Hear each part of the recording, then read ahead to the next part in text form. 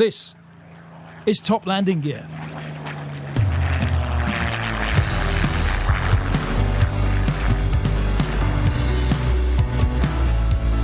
Cleared for takeoff.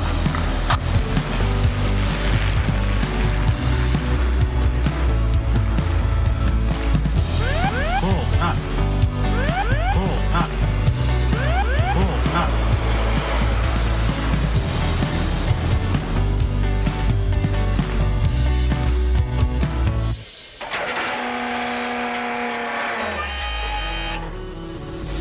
Hello and welcome to Top Landing Gear Full Flaps and to the second stage of our Full Flaps interview with Ian Whittle, son of Sir Frank, the man who invented the jet engine.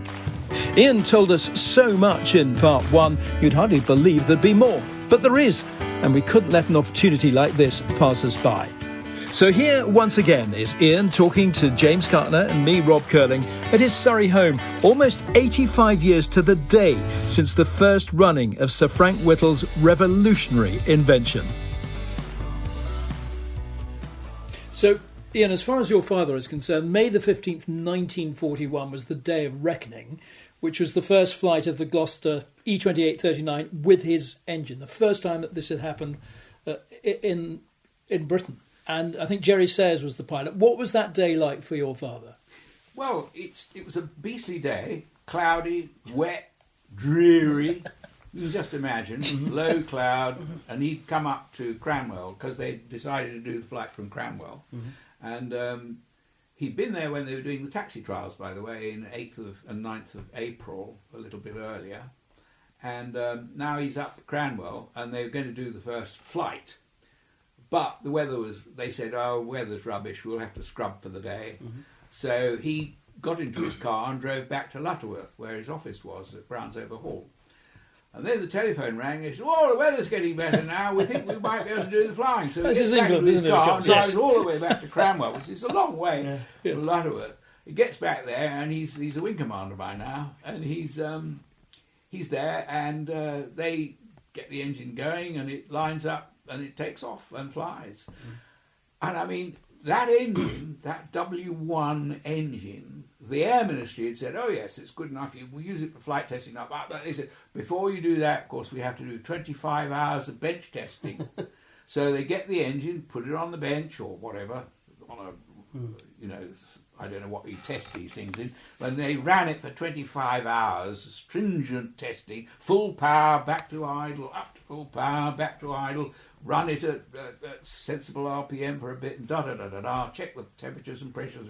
And eventually, after 25 hours of stopping and starting, they had an inspection of the engine, and it was perfectly all right. They said, OK, you can install it in the aeroplane, and you can fly the aeroplane and do 10 hours of testing before we think it would be wise to inspect the engine.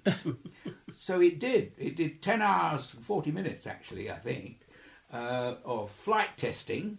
So it did the first flight you've just been talking about on the 15th of May 1941, and it flew for 17 minutes. It disappeared behind the clouds and buzzed around and they weren't interested in the engine because the engine was proven technology. The pilot, Jerry Sayer, was interested in the control of the airplane. He wanted to know breakout forces for elevator, ailerons, rudder, and he wanted to feel stability. He wanted to see if there was any porpoising, any problems with the rudder, and so he was checking the airframe and the controls. What sort of speeds did they get out on the first run? Nothing very much, probably 200 knots or something like that. I think nothing very far. You read so many silly reports of the thing doing hell for leather on the first flight. It was completely daft. Yes. I mean, what test pilot in his right mind would try and he took off with a very low, took off with derated thrust. Yes. I mean, you take off with derated thrust daily, yes. And I used to when I was an airline pilot. But they derated the thrust. They took off with 860 pounds of thrust for the first flight. They could have used 1,240 pounds, but what's the point? Yeah. Because the aeroplane would fly on 860 pounds of thrust, so fly it like that at modest speeds and see if the airframe's okay. And that's all he did. And he put the undercarriage up, and when he came into landing, he remembered to put the undercarriage down, which is always handy. Well, it was a fairly new concept, retractable undercarriage, wasn't it? I mean, it'd been around a bit, I suppose. Oh, yeah, the Spitfires had been around. Yeah. And Hurricanes. No, lots of aircraft did. When did your father first get to fly the jet that he had invented? 1945. Not till 1945. No, not until 1945. One time he got into the E28-39 and he was going to fly it. And Yes. He got permission to fly it, but he got in and somebody rang up and said, "Oh, for God's sake, don't let him fly it. We don't want to lose both the aeroplane and the inventor." So an airman came up to him and said, "Sir, sorry, Form 707 or whatever it is, Form 700." He said the airplane's snagged. We're not allowed. It can't fly. Yeah. Oh, so he gets out of the cockpit very disappointed and gosh. never flew the. That seems so unfair, doesn't it? So by now, had Churchill become aware of the potential of the jet aircraft? Yes, he had. By then he had. He became aware, of course, he knew, he was briefed, knew what was going on. The aeroplane was ordered to be built by Gloucester's in 1939, and then they ordered the fighter to be built in 1940, what became the Meteor. Mm-hmm. So Gloucester's, George Carter, the chief designer at Gloucester's, was responsible for the design of the E28-39, and it's E28 because it's experimental aeroplane number 28. 39 means the year it was ordered by the Air Ministry. Mm-hmm. So it's E28 diagonal 39. So Frank Whittle and George Carter put their heads together with the design of the airframe and decided, like having a nose wheel, for example, instead of a tail wheel, so that it had the thrust vector was horizontal instead of being as it would be in a Spitfire. And they collaborated with all aspects of the build of the airframe, and it was a terribly good little aircraft. Beautiful aircraft. And twin engine, obviously. That was the big... this is a single, the E28. Oh, the E28, sorry, Yes, I thought you were talking about the the Meteor was a twin. Yeah.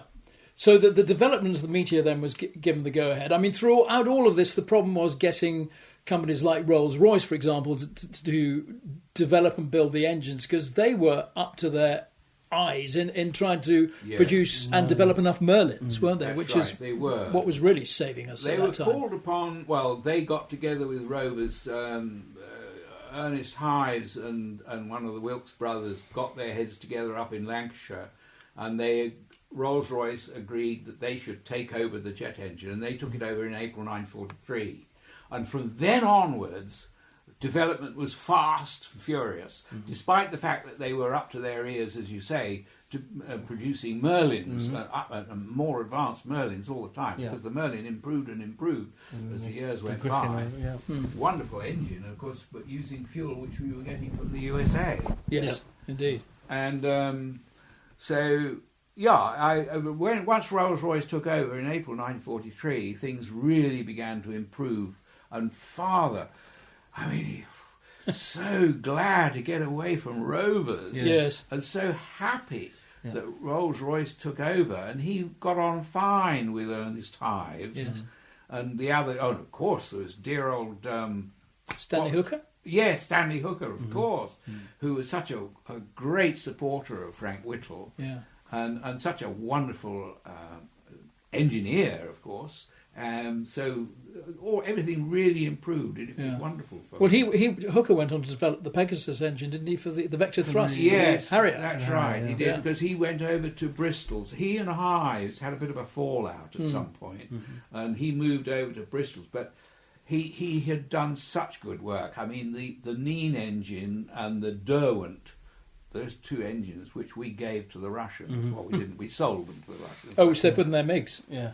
What? Is that what they put in the MiG-15? Or their own version of it? Oh, the MiG-15 was powered by a Rolls-Royce engine, a Rolls-Royce Neen, which was a Whittle engine anyway, and its airframe was German. So the MiG-15 was a damn good aeroplane. Yes. And so, obviously, the patent had expired. Yes. So your father had no real sort of say on how it was developed, other than as an advisor to the Rolls-Royce, for example. So did Rolls-Royce repatent it or anything, or was once the patent has expired, is it then up for? Not quite like that. When Powerjets was formed in 1936, they then started to surround everything with patents because Pat Johnson, who had been a pal of my father's at Central Flying School and who'd helped him with the initial patent, he came on to Powerjets. He left the Royal Air Force, joined in Powerjets and became a key member of the team. And he looked after the patents. Right. And Father patented the turbofan, reheat, and other ideas to do with the turbojet to try and defend it. Yeah. But nevertheless, Rover saw their way around and to still do. Rolls-Royce, of course, were also guilty of the same kind of thing, but somehow or other, my father would refer to Ernest Hives as he was the managing director at Rolls-Royce, as an honest rogue, because he was okay. He wasn't a rogue, of course, but he had to look after the interests of Rolls-Royce. And they were keen on making money on the turbojet. And Powerjet was eventually nationalised, wasn't it? It was nationalised in January 1944, and that was a disaster. Right, yeah. And that, of course, again set my poor father back and he became a very unwell man, actually. Right. But in 1944, they paid very little money for Powerjets. They nationalised it, and then they just, from then onwards, they just stuffed it around. Because your father offered to give up his shares for free if they nationalised it. Was that? No, that's not quite right. Right. He was very much a socialist in those days, and he thought that nationalisation was a good idea for something like the turbojet because he felt it's a national thing. As far as his patents were concerned, he did eventually give all his patent rights to the nation. Right. But that came after. That came later. Okay. That sort of didn't arise at the time of the nationalisation. Right. I think I'm right in saying. Yeah. Okay. He was actually sent off to the USA, wasn't he? Because I think partly because we needed the capacity, we needed greater capacity to produce these jet engines, but the USA weren't really working on the jet engines, so they welcomed him with open arms, and he was feted by the Americans, particularly GE. Yes, they loved him, didn't they? Well, what happened was that Hap Arnold, who was running the United States Air Force, asked Churchill or somebody he said, look, we want part of this turbojet. He knew about the first flight.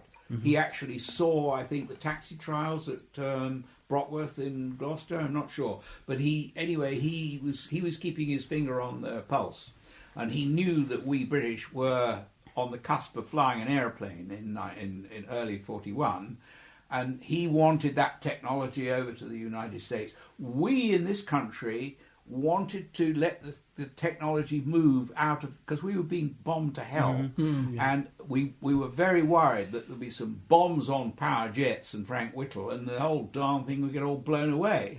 So we were looking for somewhere for a turbojet to be developed in parallel, and we were actually looking very seriously at Canada. But General Hap Arnold said, no, we want it over here in the States. And so we wanted the States to join in on our side. They still hadn't joined in then. They were supplying us lots of lovely stuff which we needed, but they weren't in on our side. So they didn't come in on our side until December or something like that. So in 1941, earlier 1941, we agreed to let them have the W1 engine.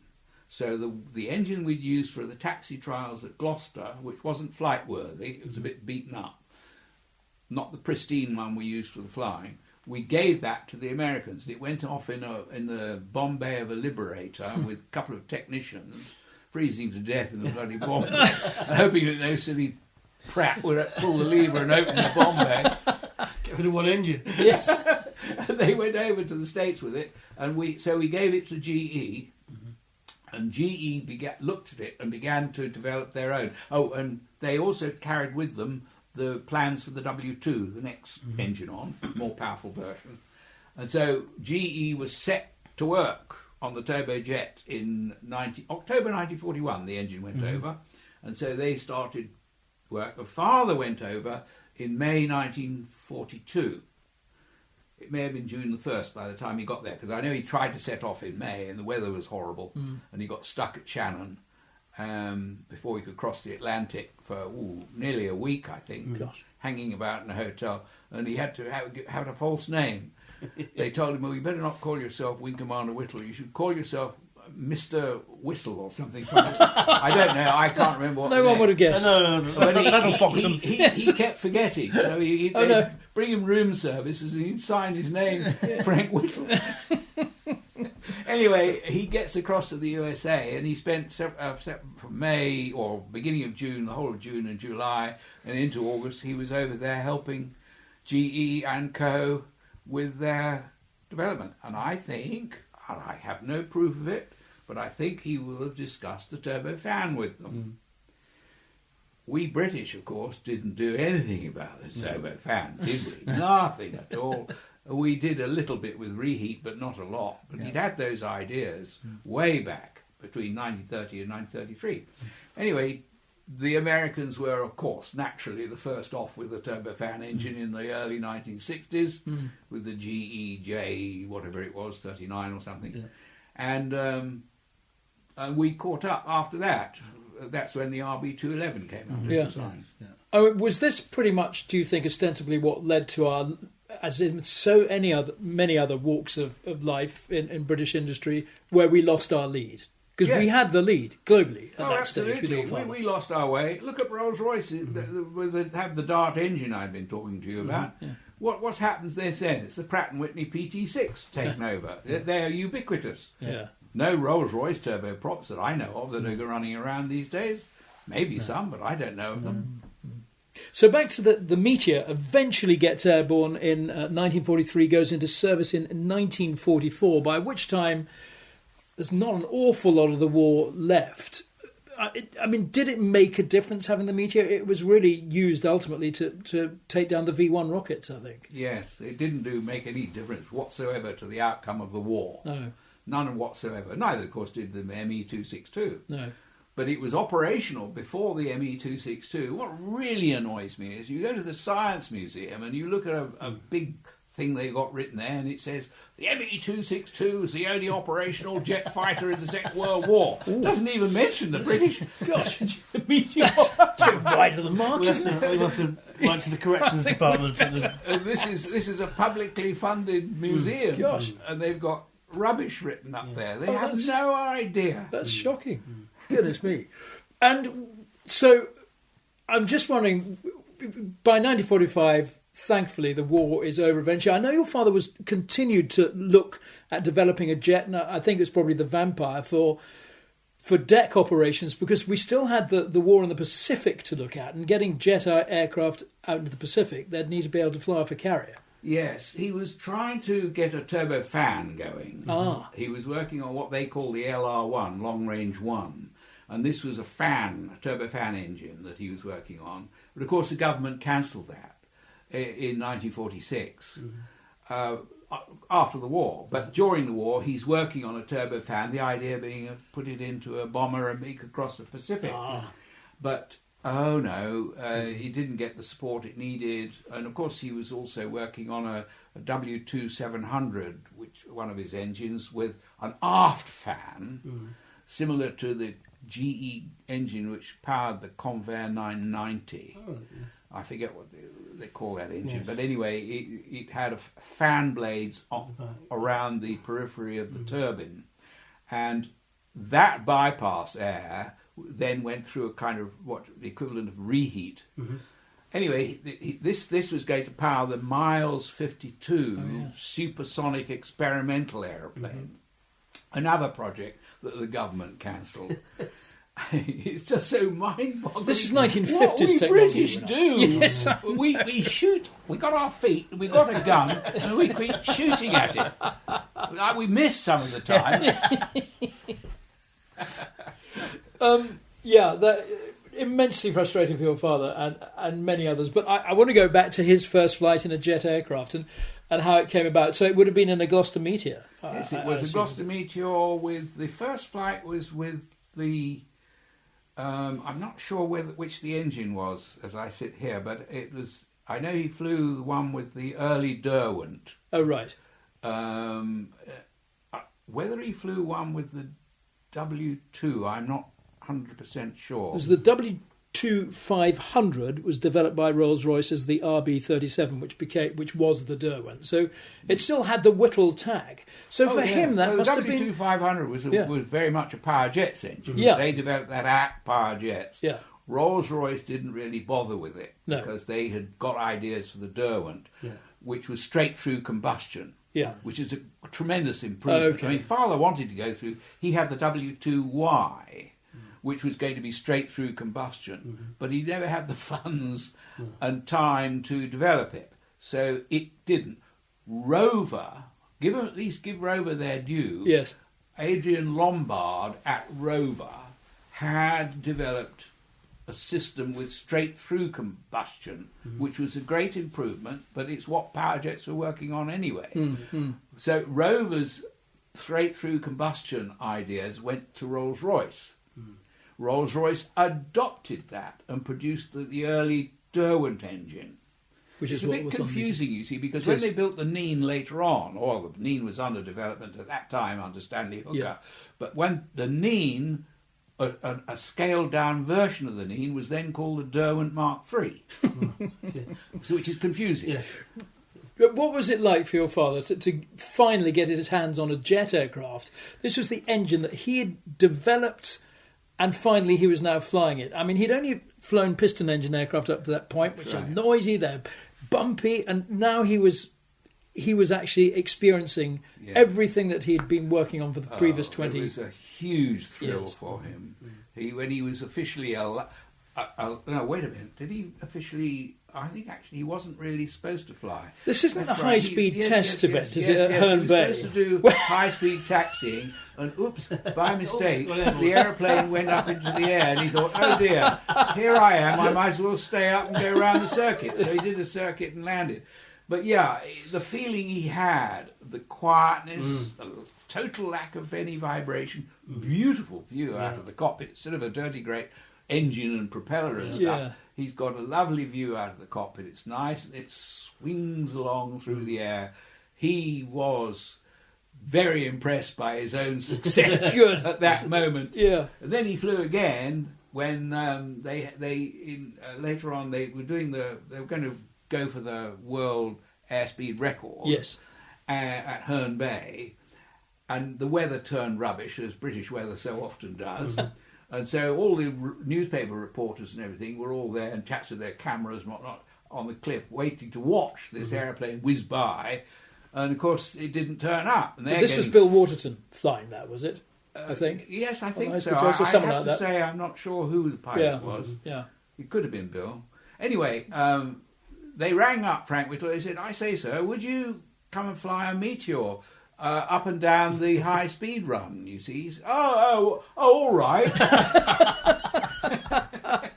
Yes. Oh, amazing. And he gets into this Meteor, which had the Derwent 3, of course, and he flew up and down the Herne Bay. Now, I was a little boy at home. I was about 9 years of age, and I knew Dad had gone off and was going to fly an aeroplane and go very fast. That's about all I knew. And he flew up and down the high-speed run, but of course he was down at about 50 feet, and he was going pretty fast, but he didn't concentrate much on his instruments because, you know, when you're that low and you're going that fast, you tend to look out of the window. So when he came home and came in through the front door, I said, hello, Daddy, how fast did you go? He said, well, I said, about 450. I don't know if he meant 450 miles an hour or 450 knots. I should imagine it was knots, because knowing my father, he would think knots, he wouldn't think miles an hour. So it was probably 450 knots. But he said, about 450. I said, oh, is that all? And turned my back on him and walked off to go and play with my Hornby Railway. So he'd seen it all come to life. Do you think he felt that his invention and his vision had been fulfilled by this stage? Yes, but he just saw it so so slow, Yeah. so disappointing. I mean, they cancelled his turbofan engine. They cancelled his aft fan with reheat engine. They cancelled the M52. Got George Miles, the designer, to send the plans over to the United States of America, which included a full flying tailplane, which is very important for the Bell X-1 rocket plane. And they done this, done that, done the other, and really he was sick of it and fed up with them and tired and had 3 nervous breakdowns. He was his health was shattered after all this. So in 1946 he resigned from Power Jets and basically went back to the RAF and said, well, here I am. I'm an Air Commodore. What do you want to do with me? And they scratched their heads. They didn't know what to do with him. So they sent him off on lecture tours and stuff, which was okay. We didn't see very much of him because he was still quite busy. Then in 1948 they said, well, you're not fit enough to hold flying category, so you'd better leave. No, they didn't say you'd better leave the RAF. He could have actually stayed on. But he said, well, if I'm not fit to hold a flying category, he said, I might as well retire. So he retired in 1948 as a knight. He was knighted by King George VI, and he was given a reward, a very good reward of £100,000. Doesn't sound much today, but in those days it was a lot of money and it was tax-free. So he was given that award, given a knighthood, which is valueless. But still, he was proud, and I mean, my brother and I were delighted to see King George pop the sword onto his shoulder. It was great. And then he then becomes a civilian, and he decides to act as a consultant for BOAC because they were going to introduce the Comet. So he helped with the introduction of the Comet. And I was looking into his 1949 diary. Remember the Comet had a problem with square windows? Yes. Well, I was looking into his 1949 diary, and I saw he's written an entry there, and it says, I was worried about, well, words to the effect, worried about the square windows in this Mark I Comet. And I suggested, he said, to Bishop, who is the chief designer at de Havilland's, he said, I suggested a lattice work of stainless steel wire against the pressure panel of each window to give it extra strength. But Bishop turned down the idea. Not that made the slightest difference, because the cracks that appeared in that fuselage didn't start at a window per se.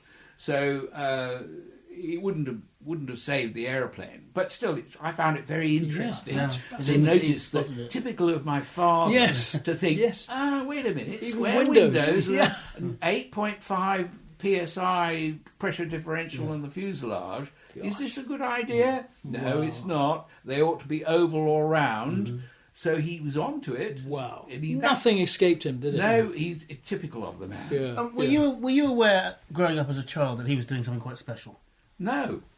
No, because you see, in 1939, when I was a little twat of about 4 years of age, they made it secret. They in June 1939, the Air Ministry finally woke up to the fact, because the jet engine was running for a long time, and they were looking at it, and the Director of Scientific Research said, oh, this is a good idea, 10 years after Frank Whittle had proposed the idea. And he went back to the Air Ministry. They said, oh, well, we'd better make it secret. This is in June 1939. So they then make the turbojet secret. Too late. Everybody knows about it. The Germans know all about it. And they were just about to fly an aeroplane themselves.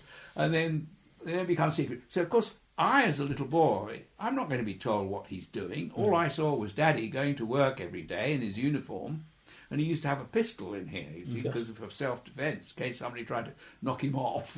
And one day he put his pistol on the little windowsill of a small window at the side of the front door and hopped upstairs to get something. And I thought, ooh, there's a pistol. I picked his pistol up, which was loaded, I suppose. It must have been loaded. Whether the safety catch was on or not, I wouldn't have had a clue. But I was playing with his gun when he came back down the stairs, and he was furious. He gave me a whacking, which dear. I didn't think I deserved. And No. then he went off in his car and disappeared off work. But that's the way it was. Every Yeah. day he'd go off to work early in the morning in uniform, and I'd usually be in bed when he came back. And nobody talked to me about what he was doing because they weren't allowed to. And Mother wasn't supposed to know either. But of course she did know, but she wasn't. He wouldn't talk to her about it. And then he had all these nervous breakdowns Yeah. as well. You see, poor fellow, he suffered so much from Was headaches. that? Do you think that was that inevitable with the job he was trying to do, to try and get stuff that it was going to affect him mentally, or just was he prone to it? Do you think? No, it was because of Rover. Rover. Gosh. That was the big Was it? problem. Yeah. Up until Rover took over the job, he was okay. Mm-hmm. Once they started to stuff around with the job, he got so upset that I'm afraid his health deteriorated terribly. But you see, the war was raging, and I was just a little fellow going to school and all the rest of it. Didn't know what was happening. Didn't understand why Daddy was so poorly. Mother wouldn't really discuss things with me. And these things weren't discussed then, were they? It was- No, that's true. These things weren't discussed in those days. That's right, I suppose so. In later life, he would have then become aware, of course, of supersonic flight, and he did actually fly on Concorde, I think, in 76. I mean, yeah. again, he must have just felt incredibly proud, thinking back, well, I mean, did he all the time think to himself, well, if it weren't for me, this wouldn't be happening? I never asked him that question, so your guess is as good as mine. I don't know. I know he loved flying on Concorde. He certainly regarded the aerodynamics of that airframe as absolutely fascinating. The Olympus engines, low bypass. They weren't particularly impressive, but I think the air intakes were quite impressive, weren't they? I think Sorry? it was the air intakes, I think, were very impressive. yes, that's right. Olympus. The aerodynamics involved with the variable geometry air intakes was very interesting and very clever. And the afterburners were his patent. Well, yes, absolutely. Yes, of course they were. As I thought. Yes. And then, I mean, obviously, aviation was huge in the Whittle household, and you went on to join the RAF. Yeah. With the name Whittle, does that mean you were welcomed with open arms?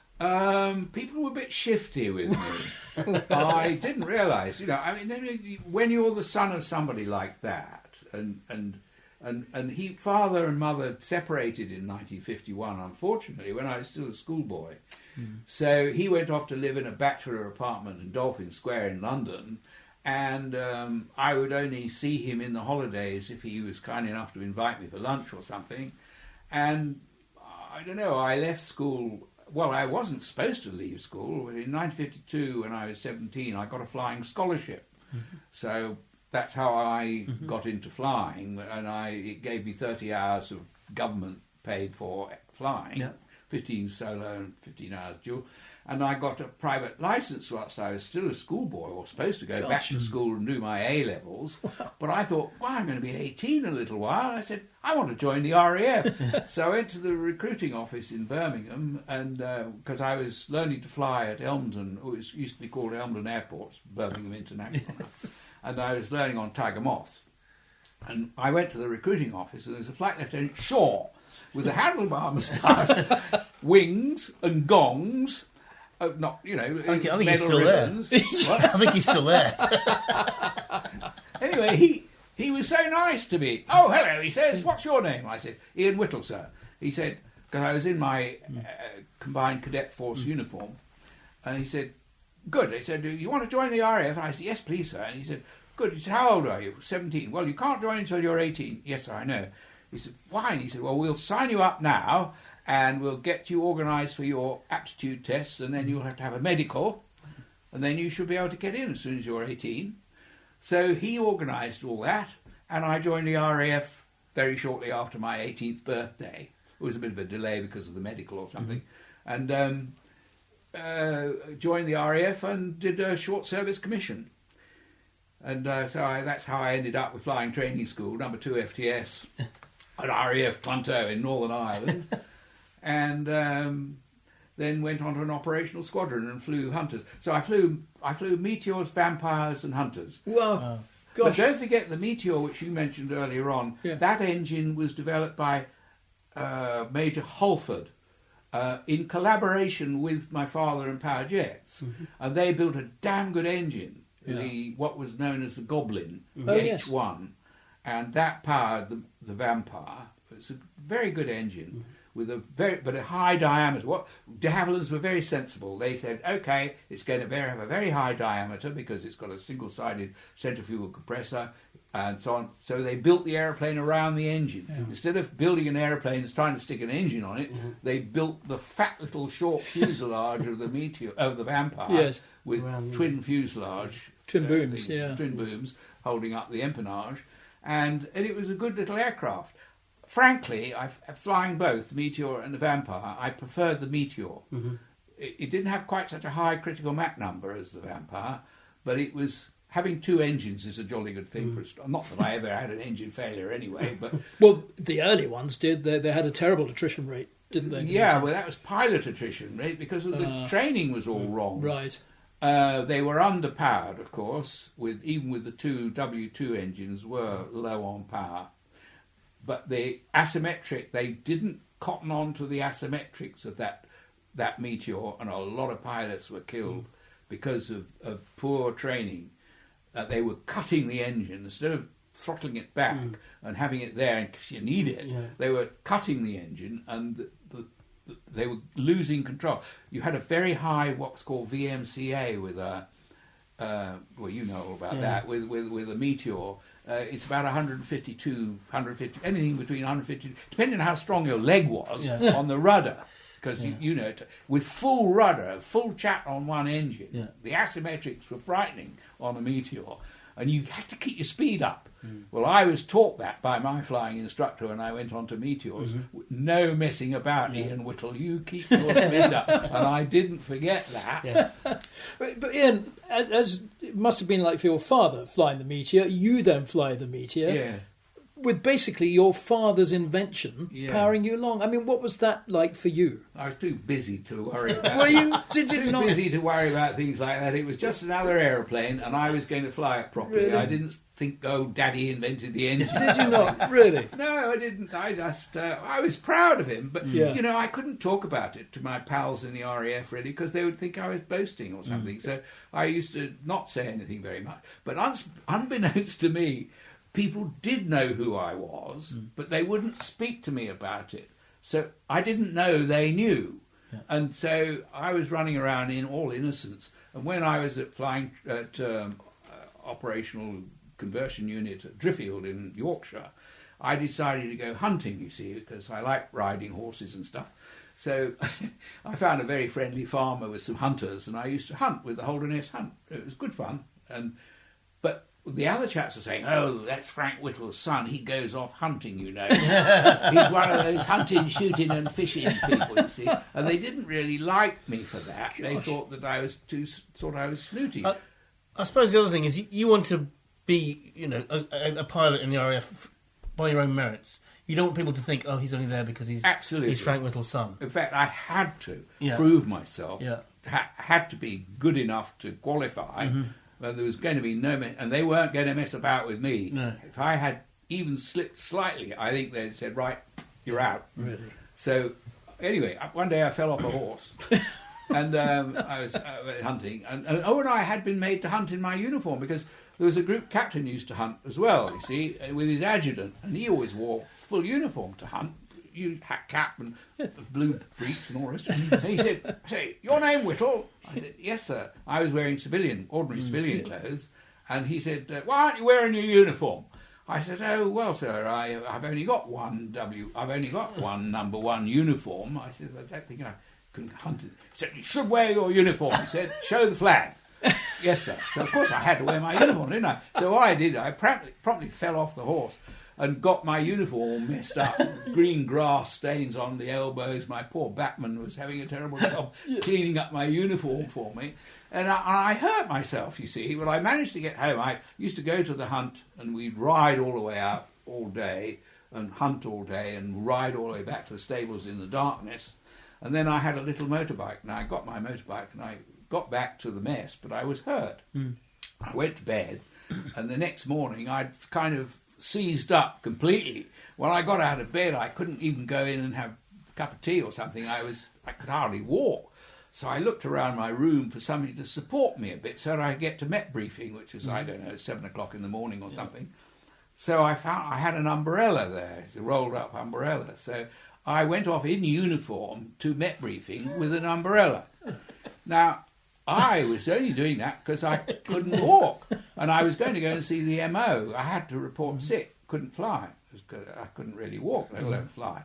So I get to Met briefing, and everybody's going, "Oh, look, there's Frank Whittle's son with an umbrella in uniform. Oh dear, what a funny chap." So, but I didn't know this. I was quite innocent of it. I hobbled off to see the MO. He gave me a sick chit or whatever it was, and I was off flying for 2 or 3 days.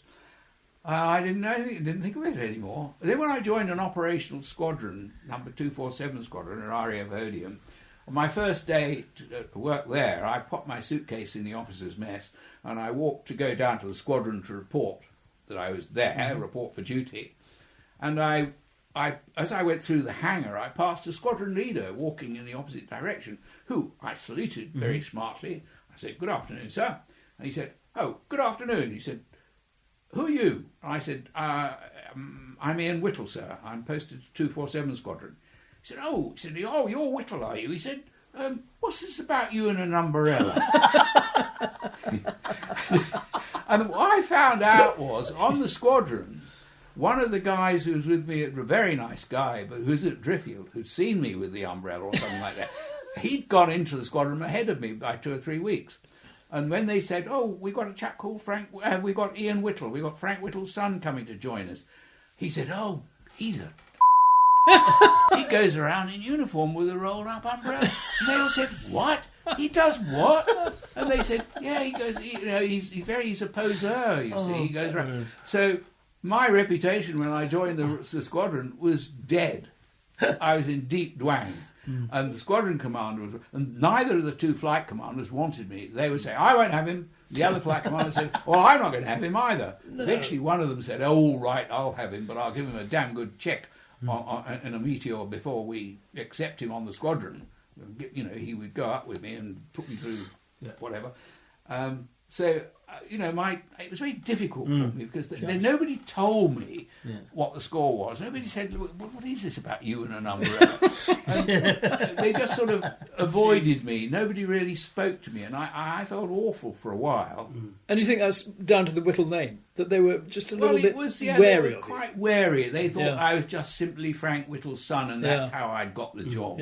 And they didn't seem to see that I'd gone through conversion unit, been to Stradishall, done gunnery and all the rest of it, and I was on the squadron on my own merits. But they didn't quite realise this. But then once they got to know me, and I've been checked out by the flight commander, Bob Poole, flown in a Meteor Mark 7 twin 2-seater, and he found me okay, and then set me off flying with the other chaps in formation and so on, and I was okay. And then after a few weeks, should I tell you this? Do you want to know funny stories? Yes, definitely. Well, always. I got rather drunk one evening. I mean, one shouldn't, should one? But I went off with the chap who'd told them about me and the umbrella. He was a very nice guy called Dick Plackett, the late Dick Plackett, I'm afraid. But he was such fun, really nice guy. And he said to me one day, "Let's go out and have a drink together." I didn't know it at the time, and he was going to confess that it was he who told him about the umbrella.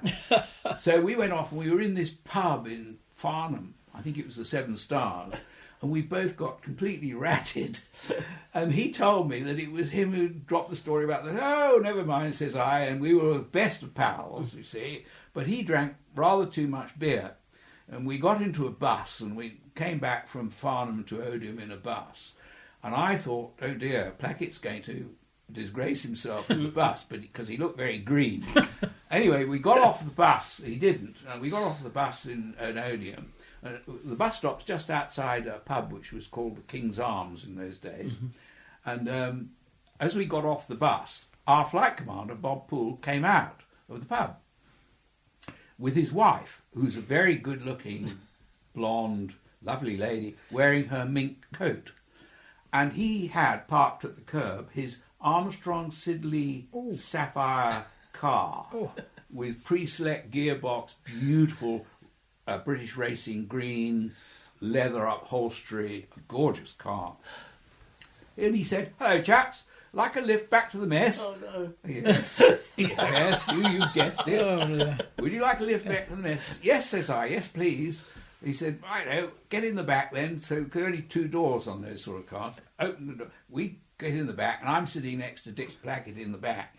And we set off smooth away from the thing. And he's got his boxer dog sitting between him and his wife in her fur, mink coat, and everything like that. And we were halfway back to the mess when Plackett exploded. No.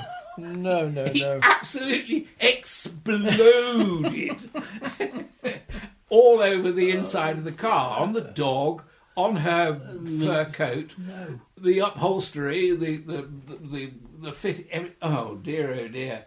So Bob Poole accelerated to the back of the mess and parked the car, and door swung open. The big boxer dog, trod all over Mary Poole's lap and got out. And he was so cross, and I thought, that's it. My reputation on the squadron is gone forever. But we know it's these things happen, and eventually the car did get cleaned up. Oh, horrendous. Ian, just a final thought on your father. I've seen a number of interviews with him that were done around the 1980s, I guess, where he comes across as an extremely charming man. Do you think his contemporaries and peers would have seen him in that light? I mean, what sort of person was he as far as you were aware? Yeah, well, I mean, I do know he was terribly popular with his team at Power Jets. They worshipped him. They were absolutely... Oh, they had a tremendous sense of loyalty and affection for him.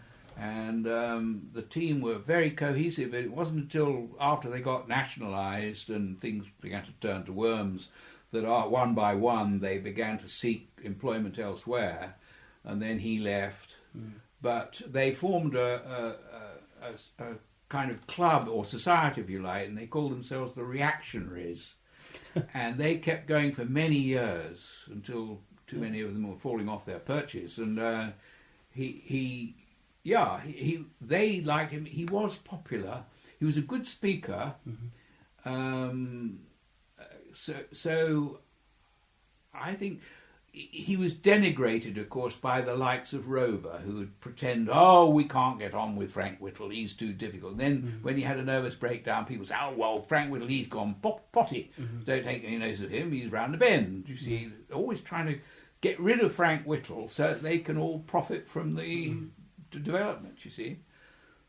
In the end, did he profit from the jet engine? No, not at all. Only in that he was generously rewarded, given an award, a cash award. Right.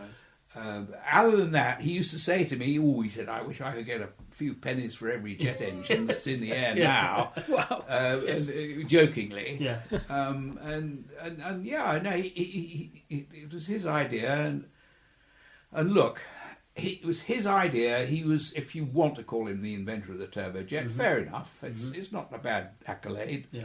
And it was long before the Germans. The Germans got the information through the patent that came through. And not only the Germans, the first people to start developing a turbojet were the Swedes.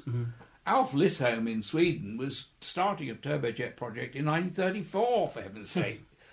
The Russians started a turbojet development in 1937, 1 year after, if you could say 1 year after the Germans.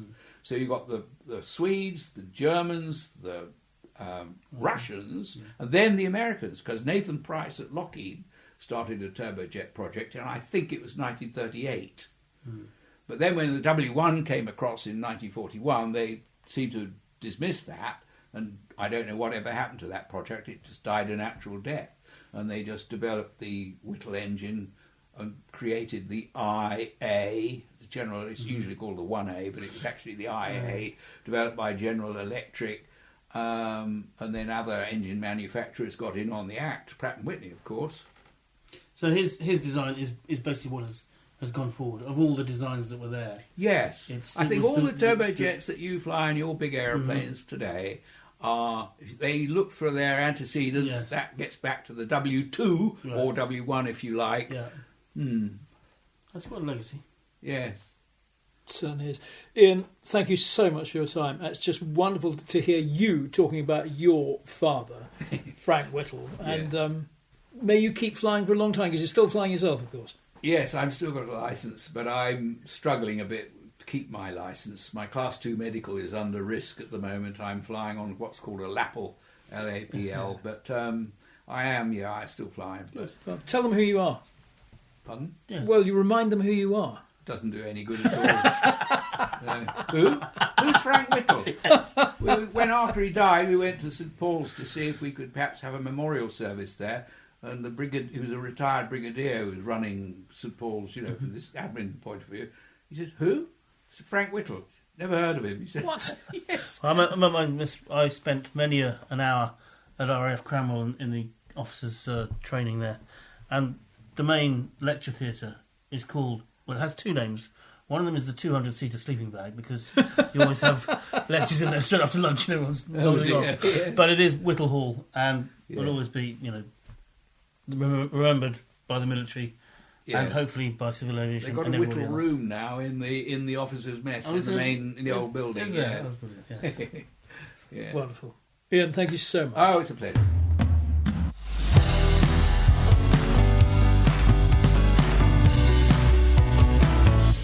Well, a huge thanks to Ian Whittle for giving us so much of his time and for getting us as close as you could possibly get to the legendary Sir Frank Whittle. Wonderful stuff.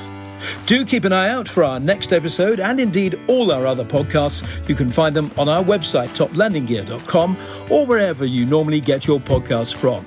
And if you feel like subscribing to the pod, that would be just great. It is, of course, completely free. As ever, thanks for listening, and bye for now.